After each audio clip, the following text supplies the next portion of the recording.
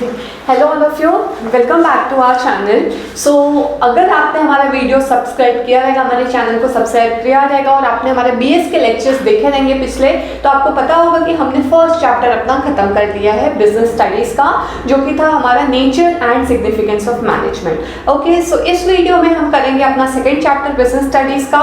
सो आप बने रहिए हमारे साथ, आगे पूरा सेकेंड चैप्टर कंटिन्यू जब तक होगा। प्लीज हमारे वीडियो को लाइक करें, शेयर करें, सब्सक्राइब करो हमारे चैनल को और बेल आइकन प्रेस करें अगर आपको आने वाले वीडियोस का नोटिफिकेशन चाहिए। और अगर आपको डीप में कंटेंट चाहिए, आपको स्टडी मटेरियल्स अवेलेबल चाहिए, तो क्लासेस का आरजीटी ऐप, आरजीटी क्लासेस करके ऐप है प्ले स्टोर एंड्रॉइड पे, तो वहां जाके आप उसको डाउनलोड भी कर सकते हैं और उसका लिंक भी आपको डिस्क्रिप्शन में मिल जाएगा। So let's get started with our very second chapter business studies का 12th स्टैंडर्ड का सेकेंड चैप्टर है। ओके, सो हमारे चैप्टर का नाम है principles of management. Okay, so first chapter में हमने देखा बेसिकली कि नेचर क्या होता है मैनेजमेंट का, फीचर्स क्या क्या होता है, उसके लेवल्स क्या होते हैं, उसका इंपॉर्टेंस क्या है, उसके ऑब्जेक्टिव्स क्या है, मतलब काफी चीजें हमने मैनेजमेंट के बारे में वहां पे जान ली। मतलब हमारा कंसेप्ट मैनेजमेंट को लेके क्लियर हो चुका है। अब जो हमको देखना है कि प्रिंसिपल्स क्या होते हैं मैनेजमेंट के। ठीक है, हमारे पास अब इस चैप्टर में हम दो ऑथर्स के प्रिंसिपल्स देखेंगे। एक होगा हेनरी फ्योल का,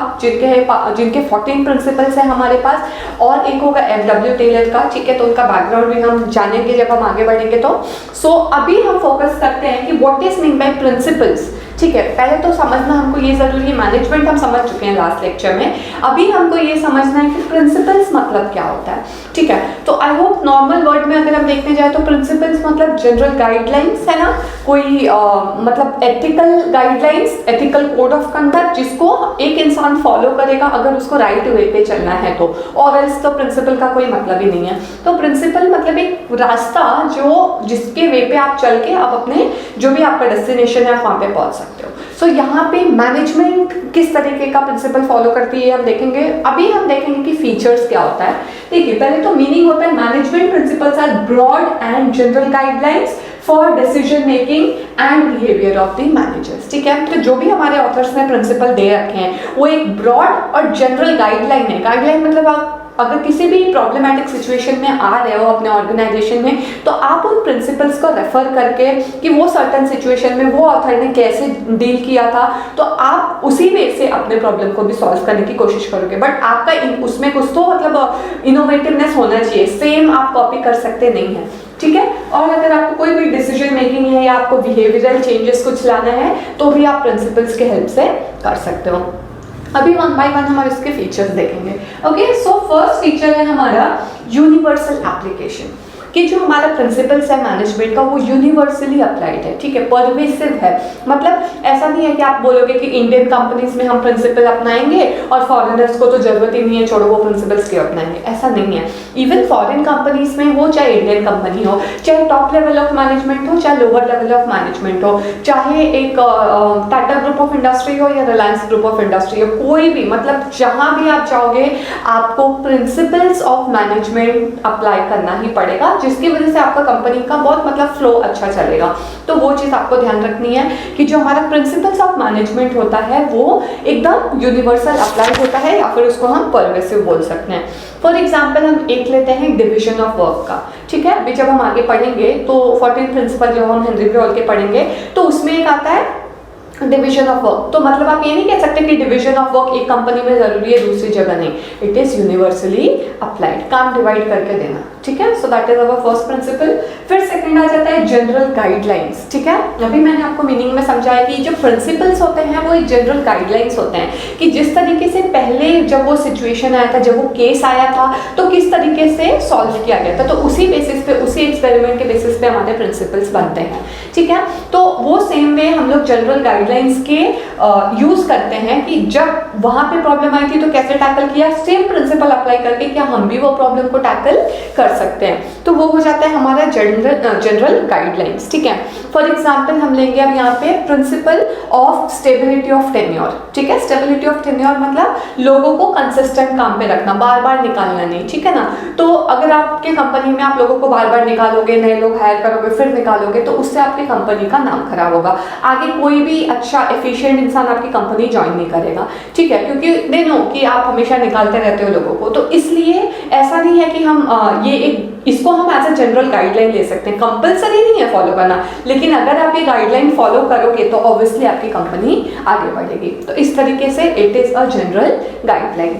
फिर आ जाता है हमारा formed by practice and experiment. Yes, जो भी हमारे जितने भी प्रिंसिपल्स अभी हम पढ़ेंगे ये चैप्टर में, वो जो भी उनका जो बेस होता है वो होता है प्रैक्टिस और एक्सपेरिमेंट, ठीक है। कहीं ना कहीं वो प्रिंसिपल्स तभी मतलब इनॉग्रेट हुए हैं क्योंकि उनको पहले किसी न किसी ऑथर ने किसी न किसी केस में एक्सपेरिमेंट कर रखा है, ठीक है, कहीं ना कहीं उन्होंने प्रैक्टिस कर रखा है। तो जितने भी हमारे प्रिंसिपल्स मिलेंगे वो रियल एक्सपेरिमेंट्स पे बेस्ड रहते हैं, रियल बिहेवियर पे, रियल केसेस पे बेस्ड रहते हैं। कोई इल्यूशनरी या कोई माइंड में सिर्फ हमने ऐसे ही सोच लिया और केस बना दिया, प्रिंसिपल बना दिया, ऐसा नहीं होता है, ठीक है। They all are real experiments based principles. तो वो मतलब काफ़ी ज़्यादा प्रैक्टिकली हम यूज़ कर सकते हैं उसको। तो उस तरीके से वो हमारा हो जाता है form by practice and experiment. फिर आता है हमारा फ्लेक्सिबल। यस, प्रिंसिपल्स हमारे बहुत फ्लेक्सिबल है, आपको जिस तरीके से उसमें अपना इनोवेटिवनेस लाना है आप ला सकते हो। ऐसा नहीं बोल सकते कि नहीं ये ऑथर ने ऐसा दे दिया है तो हम इसमें कुछ चेंजेस नहीं ला सकते। ऑथर ने दिया है, इट्स गुड, बट आप अपने सिचुएशन के हिसाब से, आप अपने सिनेरियो के हिसाब से उसको मोल्ड कर सकते हो, ठीक है। लाइक अगर हम देखेंगे कि अगर किसी ने कोई काम कर दिया, वो प्लान अगर हमने किया कोई चीज़, वो बहुत रिजिड है, उसको हम बार बार चेंज नहीं कर सकते, तो वहाँ पे वो काम जो भी आप काम करने जा रहे हो वो कभी सक्सेसफुल होगा नहीं। अगर कोई प्लान आप कर रहे हो, लाइक आपके पास हमेशा प्लान ए प्लान बी रहना चाहिए। अगर प्लान ए काम नहीं कर रहा है तो you can go for plan B. तो इस तरीके से वो फ्लेक्सिबल हो जाता है। तो सेम वे में हमारे प्रिंसिपल्स भी जो हैं वो, अगर आपके एक प्रिंसिपल नहीं वर्क कर रहा है तो आप दूसरा अप्लाई कर लो, अगर आप उसमें चलो वही वर्क कर रहा है तो उसमें थोड़ा इनोवेटिवनेस ला लो। तो उस तरीके से हमारे प्रिंसिपल जो हो जाते हैं फ्लेक्सिबल हो जाते हैं। फिर आता है हमारा mainly behavioural. Yes, mainly behavioural मतलब यहाँ पे जो भी हमारा प्रिंसिपल्स है वो बेसिकली मेन फोकस उसका इंसान के बिहेवियर से रहता है। बिकॉज प्रिंसिपल कौन अप्लाई करेगा? ह्यूमन बीइंग, सही नहीं? तो उनके बिहेवियर पे डिपेंड करता है कि वो प्रिंसिपल को किस तरीके से यूज करेंगे। बिकॉज ये जो प्रिंसिपल्स होते हैं वो हर किसी के लिए डिफरेंट पर्सपेक्टिव रखते हैं, है ना। अगर आपका सिर्फ मोटिव है सिर्फ पैसे कमाना, तो आपके मतलब आपको और कुछ चीज़ नहीं देखना, आपको लीगल इलीगल वे से सिर्फ पैसे कमाना आपका फोकस है, तब तो आपके लिए प्रिंसिपल्स मैटर करते नहीं है, ठीक है। लेकिन अगर आपको राइटफुल वे में आपको लीगली काम करना है, आपको सबको सपोर्ट करके सोसाइटी, बाकी कस्टमर, सबको सपोर्ट करके चलना है, तो ये सबके लिए प्रिंसिपल्स मैटर करते हैं। तो it depends upon how is the behaviour of the manager in certain cases. अगर आपका बिहेवियर सिर्फ फोकस है money motive, then no use. अगर आपको सबको अच्छी तरीके से एनवायरनमेंट हो, कंज्यूमर हो, सोसाइटी हो, सब पे फोकस करना है, then this principles yes for you. तो it depends upon the behaviour of the managers, mainly focus on the behaviour of the managers. उसके बाद आता है हमारा contingent. Yes, so I hope contingent का मतलब आपको पता होगा कि the thing which can occur or may not occur in future, है ना। हो भी सकता है, नहीं भी हो सकता है, 50-50 चांसेस वाला। सेम वे में हमारा प्रिंसिपल है कि आप फॉलो कर भी सकते हो, नहीं भी कर सकते हो, इट्स योर चॉइस। या फिर दूसरे वे में देखें तो वो रहता है कि आपका जो प्रिंसिपल आप अडॉप्ट कर रहे हो, it may work, it may not work in your condition. तो इट इज़ नॉट 100% गारंटीड कि आप प्रिंसिपल्स अप्लाई करोगे तो वही रिजल्ट निकलेगा जो तब निकला था जब इन्होंने एक्सपेरिमेंट किया था। कभी कभी वो रिजल्ट नहीं भी निकल सकता है। तो ये कंटिजेंट है, आपको पता नहीं है कि आप अभी यूज़ कर रहे हो तो आगे जाके वही निकलेगा या नहीं निकलेगा। There are 50-50 chances. एग्जाम्पल हम लेंगे टीम स्पिरिट का, ठीक है। प्रिंसिपल है हमारा प्रिंसिपल ऑफ टीम स्पिरिट का। अब ये जो टीम स्पिरिट का प्रिंसिपल है वो आप ऐसा ऑर्गेनाइजेशन में लगाओगे जहाँ पे टीम वर्क करती है, जहाँ पे डिफरेंट डिपार्टमेंट्स है, लेकिन जहाँ पे सिर्फ कुछ 2-3 लोग काम करते हैं, एक बॉस है, उनमें से एक मैनेजर है और एक मतलब काफ़ी छोटा बिजनेस है जिसका लाइक हम किराना शॉप वालों को ले सकते हैं, जो भी हमारे रिटेलर छोटे होते हैं उनको। तो वहाँ पे तो टीम स्पिरिट वर्क ही नहीं करेगी। Though they are having proper management, but team spirit का काम ही नहीं है, क्योंकि वहाँ पे एक डिफरेंट डिपार्टमेंट, एक टीम ही नहीं है, इंडिविजुअली लोग अपना अपना काम करते हैं। तो ये 50-50 चांसेस है ना, ना, कहीं पे यूज़ कर सकते हो, कहीं पे नहीं यूज़ कर सकते हो, कहीं पे वो वर्क करेगा, कहीं पे वर्क नहीं भी करेगा। तो इसी तरीके से ये हमारे फीचर्स हैं प्रिंसिपल्स ऑफ मैनेजमेंट के। ये प्रिंसिपल्स ऑफ मैनेजमेंट इस तरीके के होते हैं। आगे के लेक्चर में हम इसका इम्पोर्टेंस और प्रिंसिपल्स एक्चुअली में क्या है वो स्टार्ट करेंगे, ठीक है।